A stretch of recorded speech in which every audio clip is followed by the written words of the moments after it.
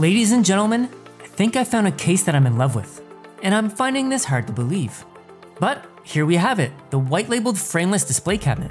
But to be more specific, this case that I purchased was branded as Zeve Momo, and I got it for around $280 US. Now I picked up this one because it ships from Amazon, and it's sold by Amazon, which gave me that false sense of security that it wasn't going to arrive broken. That said, this display case, basing it on its pictures, is sold under many different brand names. Just look at them. And there are a handful of display cases that build like this, which is glass on glass, being held together by L-connecting hardware, and no frame.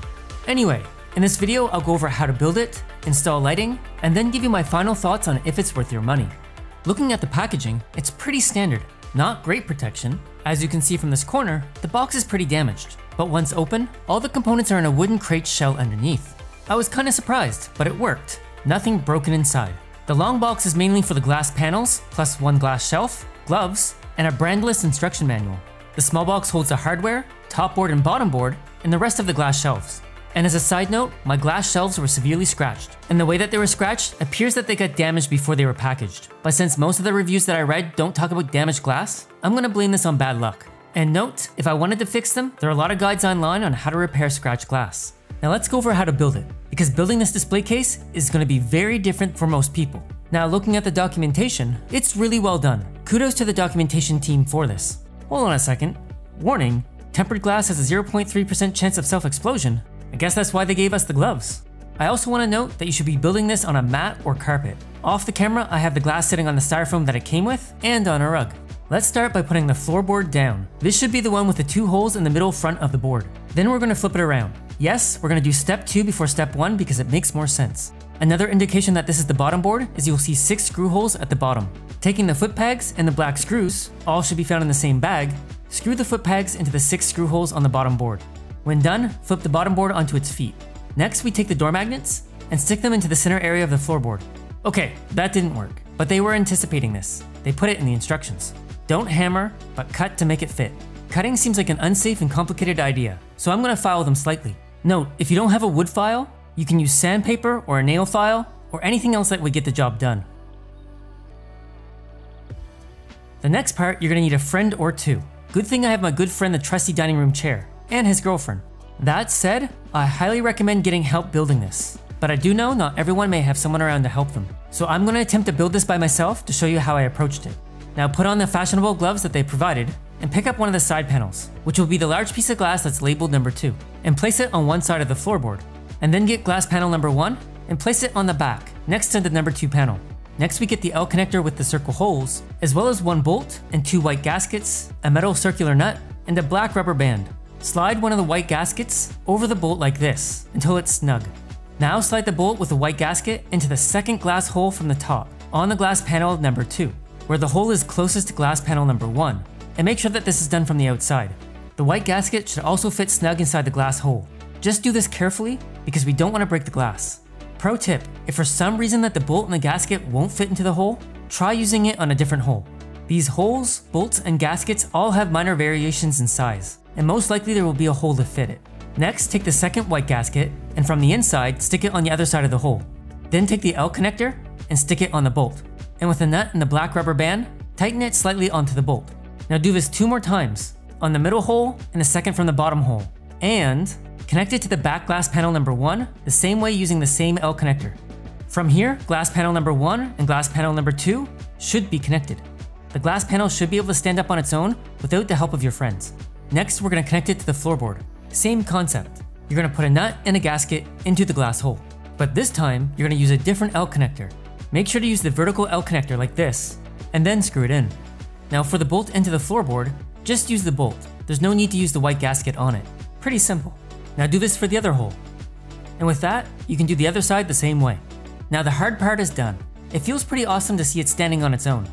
Next, for all the remaining holes in the glass, we're going to plug them the same way that we handled the previous holes. The only difference is, you aren't going to use an L connector. These will eventually hold up your shelves, and there should be 12 holes to fill. With all the holes plugged, it's time to put on the top. Now like the floorboard, bolt the top board into the glass panels. We're almost done. All that's left is the shelves and the door. So let's go ahead and put in the shelves. Now installing the door will feel very similar to most. So let's start with the left door. They recommend attaching the bottom hinge to the door while it's laying flat. And given the size of the door, I would recommend that as well. Note, they give you a small sheet of plastic to put between the door and the screws on the hinge. Make sure you use it. They also give you a foam shim to place between the glass and the hardware. I didn't actually use this, but you can use it for added protection. And note, the door has a doorknob hole in it, so place the hinge on the opposite side of the door hole, like explained in this diagram. Now pick up the door and place the bottom hinge into the door washer. And with the top hinge in the washer, put the door into the hinge. And remember to place the plastic between the bolts and the glass. If it feels like the door won't fit, loosen the nut holding the top board, so that the top board can slide a little to make room. And again, I recommend having multiple people to help you install the door. And note, you'll have to make adjustments to make the door fit. Remember, just take your time and be patient. Next, we put the metal U-plate with the foam piece at the bottom edge of the door. And then, the door lock. Similar to the hinges, the door lock comes with plastic barriers to pad between the glass and the metal hardware. And note, this door lock will keep kids from opening the door, but I wouldn't advise locking your national treasures in here. Now, let's put on the other door. Lastly, put on the doorknob by screwing it into one of the bolts with a white gasket. And then you're done. Congrats! This has been an interesting yet fun build.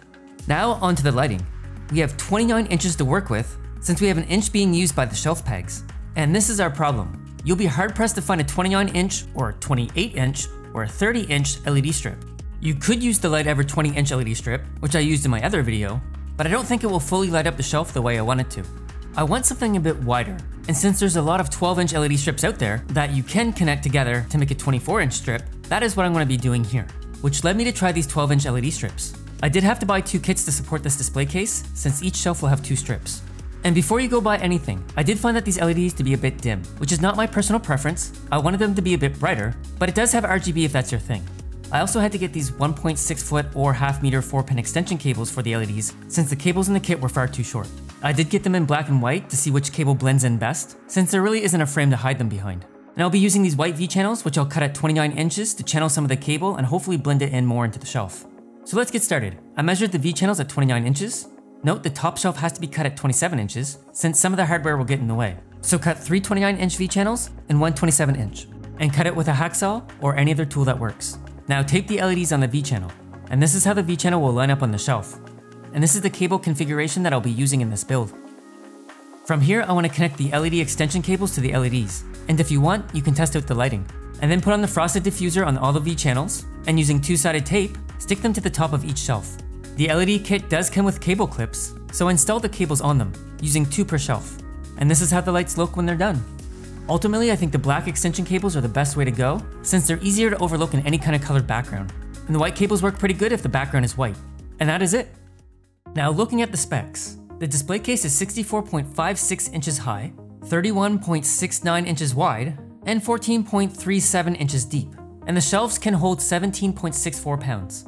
Now going over my pros, it is spacious. It can easily fit some of my larger figures. I feel like I have a lot of room in this case. Another pro, which has me flabbergasted, there is no frame, which means you have nothing to block your view from your collectibles. Sometimes it's a bit freaky because I don't even notice the case is there. Pro 3, there's a built-in lock for those that are worried about small children getting into their case. And lastly, the case looks amazing.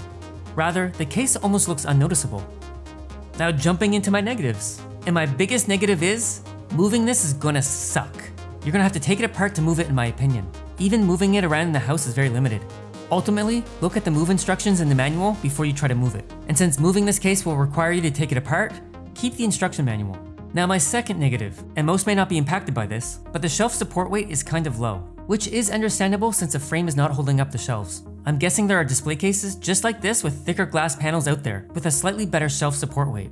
Negative number 3, you can't adjust the shelf height, and it doesn't look like there's a lot of flexibility here, unless you tape a shelf stub to the glass, which has its own set of risks. There aren't a lot of options to adjust the shelf height.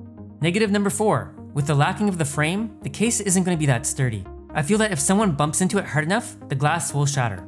This is a risk, but like we touched on before, there's also a chance of the glass shattering by just moving it. Our next negative, dust proofing will be a nightmare. You aren't going to do it successfully on this case.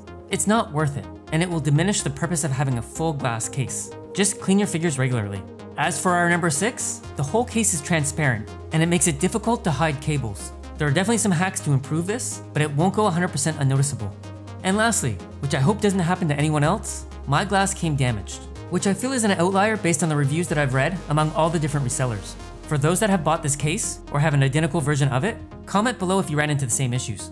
That said, glass can be fixed with a little effort. Overall, I really love this frameless display case despite all its flaws. I do want to find a thicker glass panel version of this, which will make it a bit more sturdy. And for the price point, and as long as your case isn't handled by Freddy Krueger, I think this case is spot on for having a very clean display. So what can you get out of this if this exact display case is not in your area? Well, a lot of these concepts should carry over to other display cases like it.